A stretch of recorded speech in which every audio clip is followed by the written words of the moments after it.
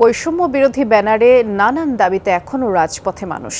বিভিন্ন সংগঠন, সংস্থা, সরকারি বেসরকারি কর্মকর্তা কর্মচারীদের নানা দাবিতে প্রতিদিনই বিভিন্ন মোড় অবরোধ সহ নানা কর্মসূচি চলছে। যানজট দেখা দিচ্ছে, রাস্তায় চরম ভোগান্তিও পোহাতে হচ্ছে সাধারণ মানুষকে। এক জায়গা থেকে আরেক জায়গায় যেতে স্বাভাবিকের চেয়ে সময় অনেক বেশি লাগছে। সময়টা দৌড়াবে। প্রাণডাল, মুঠোয় মুঠোয় সময় পার।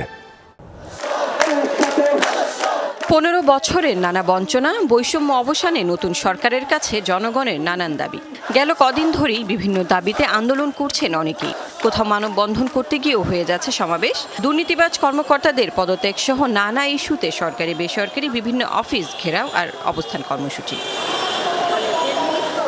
কোথাও দেখা যায় সড়কের একটি অংশ বন্ধ করে হচ্ছে সমাবেশ। এসবের প্রভাব পড়ছে মূল সড়কে। যানজট লেগেই আছে রাজধানী জুড়ে।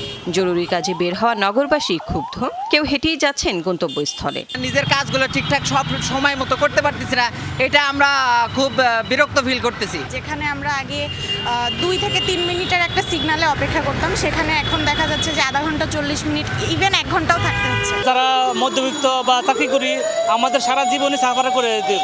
আধা ঘন্টার রাস্তা 1 ঘন্টা লেগে যায় বা 2 ঘন্টা লেগে যায়। আমাদের রিক্সা চালানে যে অবস্থা হইতেছে তা শুধু আমরাই জানি, আর আমাদের আল্লাহ জানে। আজ 15 দিন যাবত বাড়িতে কোনো টাকাই পয়সা দিতে পারি না। দাবি আদায়ের আন্দোলনকে যৌক্তিক বলছেন অনেকেই। তবে বিভিন্ন কর্মসূচি দেওয়ার সময় সাধারণ জনগণের দুর্ভোগের বিষয়টি বিবেচনায় রাখার আহ্বান জানিয়েছেন ভুক্তভোগীরা।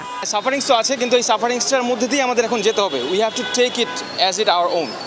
এটা যদি মধ্যে দিয়ে না যাই, তাহলে তো আমরা যে গণতন্ত্রের কথাটা বলতেছি আমরা, সেটা তো পূরণ হবে না। যে কোনো একটাই জায়গায় নির্ধারিতভাবে তারা মিছিল মিটিং করুক, আমাদের কোনো সমস্যা নাই। নতুন সরকার গঠন হয়েছে, তো এই সরকারের একটু ধাতস্থ হতে সময় লাগবে। তা আমাদের উচিত যে এখনই এরকম আন্দোলন ছোটোখাটো সব জায়গায় না করে কিছুদিন টাইম দিয়ে আমরা। যানজট সামলাতে হিমশিম খাচ্ছেন কর্তব্যরত ট্রাফিক পুলিশও।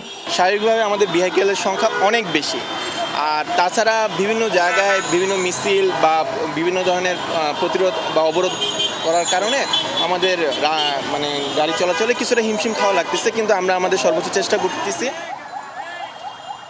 আন্দোলন বা কর্মসূচি যাই হোক, ভোগান্তিতে পড়ছে সাধারণ মানুষ। নষ্ট হচ্ছে কর্মঘণ্টা। যাপিত জীবনে ব্যাঘাত না ঘটিয়ে কর্মসূচি দেওয়ার পরামর্শ নগরবাসীর। লাভলি বিথি, যমুনা নিউজ, ঢাকা।